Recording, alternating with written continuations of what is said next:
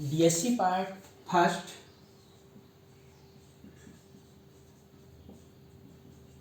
Physical chemistry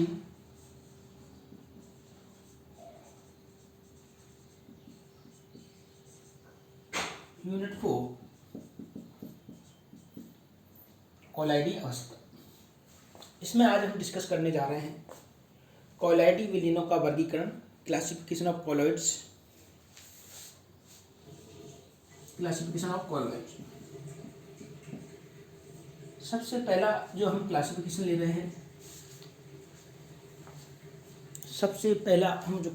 रहे हैं, अवयवों की भौतिक अवस्था के आधार पर, अवयवों की भौतिक अवस्था के आधार पर वर्गीकरण।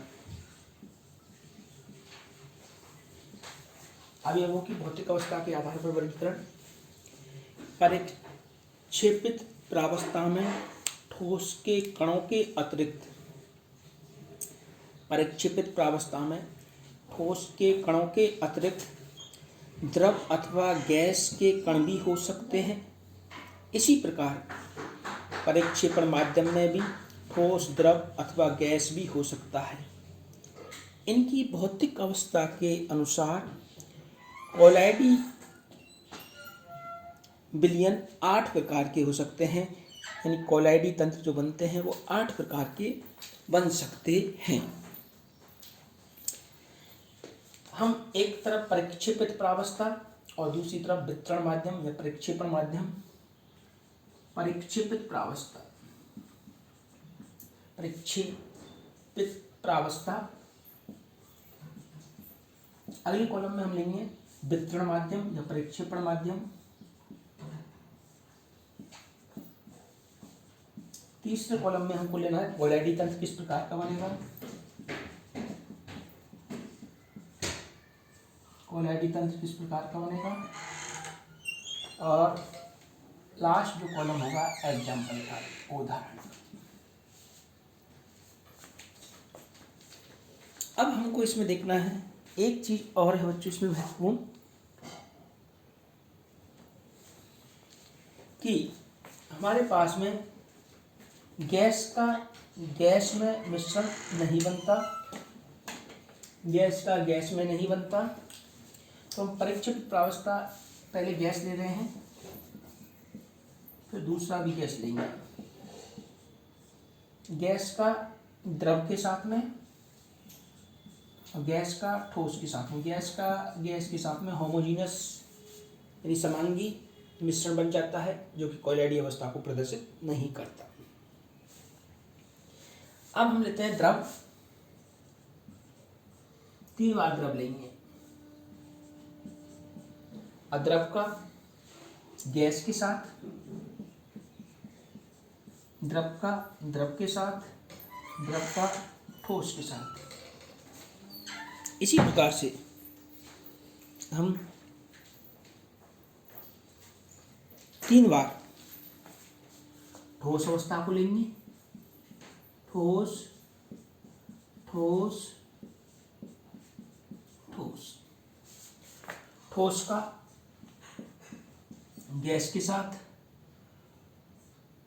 ठोस का द्रव के साथ, ठोस का ठोस के साथ। इस तरीके से हमारे ये 8 प्रकार के कॉम्बिनेशन बनते हैं। 8 प्रकार के कॉम्बिनेशन में सबसे पहला है गैस का द्रव के साथ में जब हम विलयन बनाते हैं तो झाग या फोम बनता है। झाग या फोम। इसके जो एग्जाम्पल हम लेते हैं, साबुन के झाग है, शेविंग क्रीम है, साबुन के झाग, शेविंग क्रीम।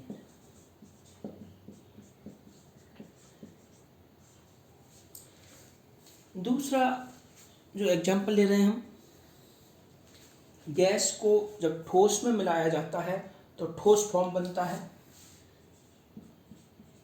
ठोस फॉर्म।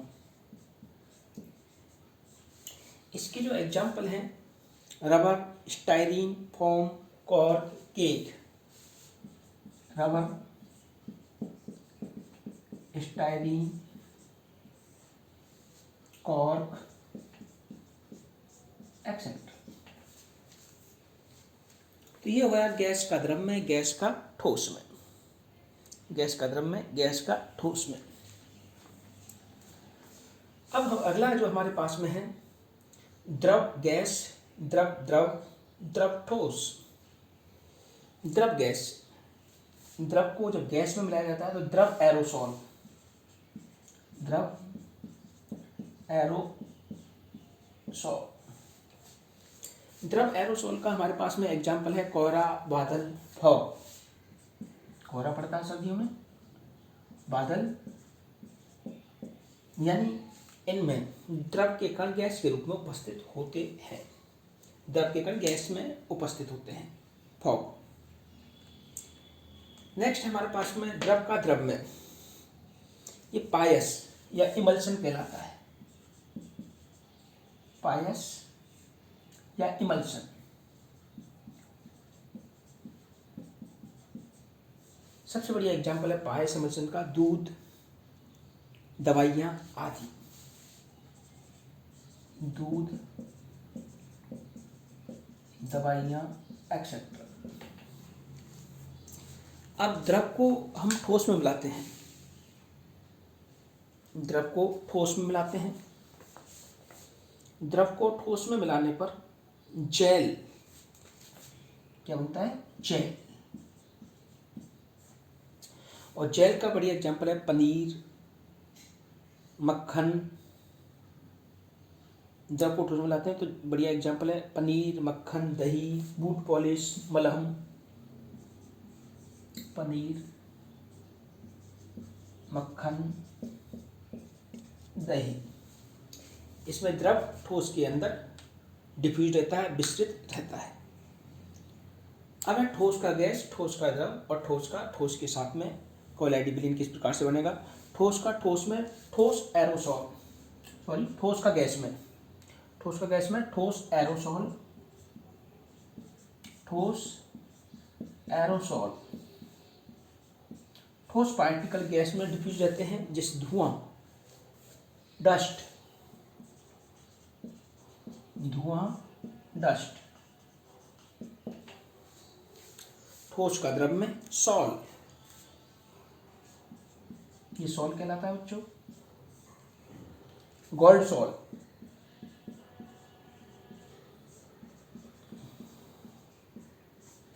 और फेरिक हाइड्रोक्साइड का सॉल, फेरिक हाइड्रोक्साइड का सॉल।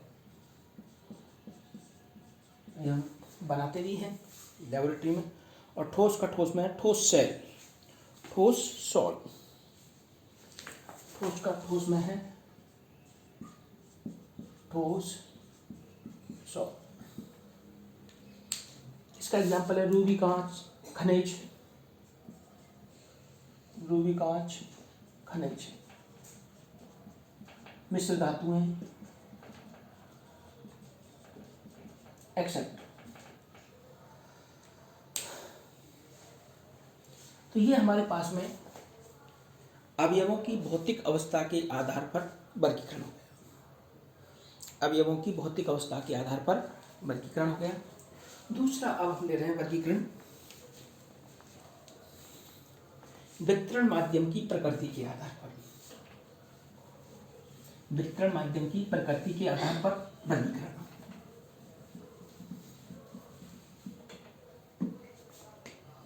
दूसरा है वितरण माध्यम की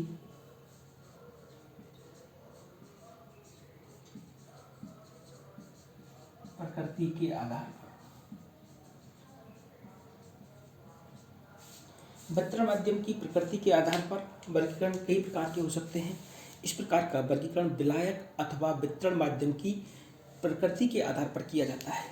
विलायक अथवा वितरण माध्यम की प्रकृति के आधार पर। जैसे विलायक हमने H2O लिया, वाटर विलायक लेते हैं तो इसको बोलते हैं हाइड्रोसोल, हाइड्रोसोल। हमने विलायक एल्कोहल लिया, एथेनॉल लिया, तो एल्केसॉल, एल्कोसॉल। यदि हमने विलायक बेंजीन लिया, बेंजोसॉल,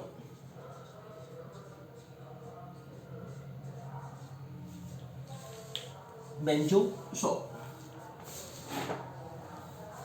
इसी प्रकार से हम विलायक हवा लेने पर, हवा को भी हम विलायक के रूप में मानते हैं, हवा भी एक विलायक के रूप में प्रयुक्त किया जाता है। तो एयर, हवा, एयर, तो एरोसोल,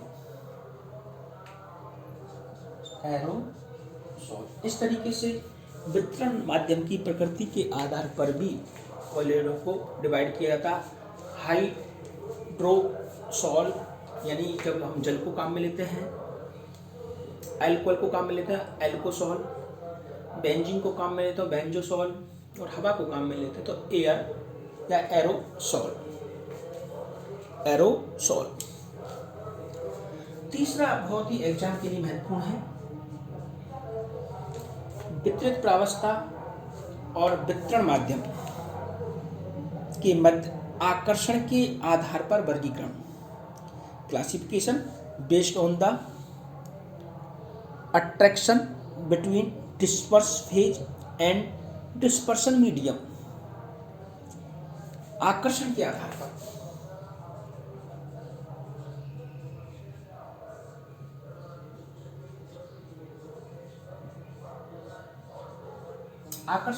पर वर्गीकरण निम्न प्रकार से किया जाता है।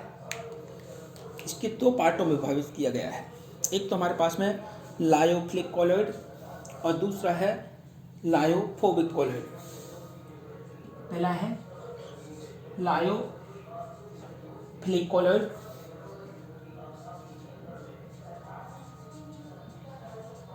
दूसरा है लायोफोबिक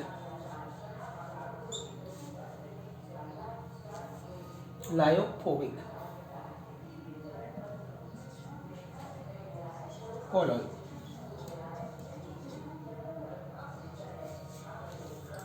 लायोफिलिक कॉलॉइड और लायोफोबिक कॉलॉइड में दो प्रकार से डिवाइड किया गया है। लायोफिलिक का मतलब है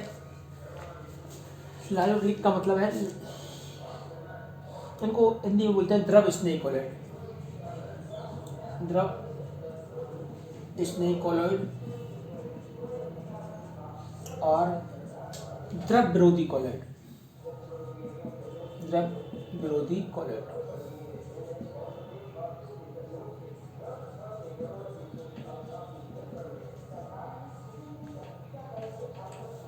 द्रव स्नेही और द्रव विरोधी कॉलॉइड। लायोफिलिक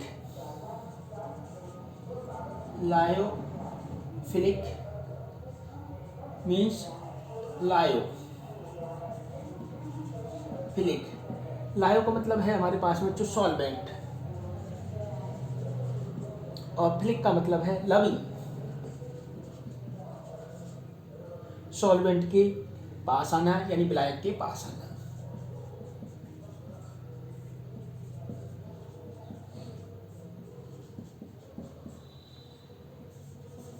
लायोफोबिक, लायो वही विलायक, फोबिक दूर होना, हेट करना, हेटिंग, विलायक से दूर जाना।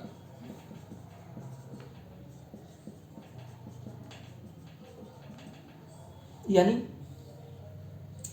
इस प्रकार के कॉलॉइडों में वितरित प्रावस्था और वितरण माध्यम के मध्य आकर्षण होता है, जबकि इस प्रकार की कॉलॉइडों में वितरित प्रावस्था और वितरण माध्यम के मध्य प्रतिकर्षण होता है। सबसे पहले हम लायोफिलिक कॉलॉइड को समझते हैं। लायोफिलिक का मतलब लायो सॉल्वेंट, फिलिक मतलब लविंग, विलायक के पास आना है। जिन विलयनों में वितरित प्रावस्था तथा वितरण माध्यम के मध्य तीव्र आकर्षण हो उन्हें द्रव स्नेही कॉलॉइड कहा जाता है। ये कॉलॉइड विलायक के संपर्क में आकर सरलता से कॉलॉइड विलयन बना लेते हैं। इनमें निम्नलिखित लक्षण होते हैं। पहला, इन्हें वितरित प्रावस्था तथा वितरण माध्यम को आपस में मिलाकर बनाया जा सकता है। ये स्थायी होते हैं, इनका शीघ्रता से स्कंदन नहीं होता है। ये उत्क्रमणीय होते हैं, अर्थात स्कंदन होने के बाद भी पुनः इनको कोलाइडी अवस्था में परिवर्तित किया जा सकता है। इसके एग्जाम्पल हैं प्रोटीन, स्टार्च, जिलेटिन, गौन आदि सॉल्ट द्रव नहीं है। प्रोटीन, स्टार्च, जिलेटिन, गौन आदि सॉल्ट द्रव स्नेही कॉलॉइड कहलाते हैं। दूसरा हमारे पास में है द्रव विरोधी कॉलॉइड, लायोफोबिक। फोबिक का मतलब है डर, दूर भागना, हेट करना, तो विलायक से दूर जाना। जब वितरित प्रावस्था तथा वितरण माध्यम के मध्य आकर्षण न हो अथवा प्रतिकर्षण हो तो उन विलयनों को द्रव विरोधी कॉलॉइड कहा जाता है। इनमें निम्न लक्षण होते हैं। वितरित प्रावस्था तथा वितरण माध्यम को सीधा मिलाने पर इन्हें प्राप्त नहीं किया जाता। इन्हें बनाने के लिए विशिष्ट विधियों का प्रयोग किया जाता है। ये अस्थायी होते हैं, अतः इन्हें संग्रहित करने के लिए इनमें कुछ स्थायी कार्य की आवश्यकता होती है। ये शीघ्रता से स्कंदित नहीं होते, ये शीघ्रता से स्कंदित हो जाते हैं, अनुत्क्रमणीय होते हैं, अर्थात एक बार स्कंदन होने के बाद इन्हें पुनः कोलाइडी अवस्था में परिवर्तित नहीं किया जा सकता। एग्जाम्पल, धातुओं के सल्फाइड, ऑक्साइड जैसे अघुलनशील लवण। में एक महत्वपूर्ण पॉइंट ये है कि परिक्षेपण माध्यम जल होने पर द्रव स्नेही कॉलॉइड हाइड्रोफोबिक और द्रव विरोधी कॉलॉइड हाइड्रोफिलिक कहलाते हैं। अगर परिक्षेपण माध्यम जल लेंगे तो लायोफिलिक क्या कहलाएगा? हाइड्रोफिलिक। लायोफोबिक क्या कहलाएगा? हाइड्रोफोबिक कॉलॉइड कहलाते हैं।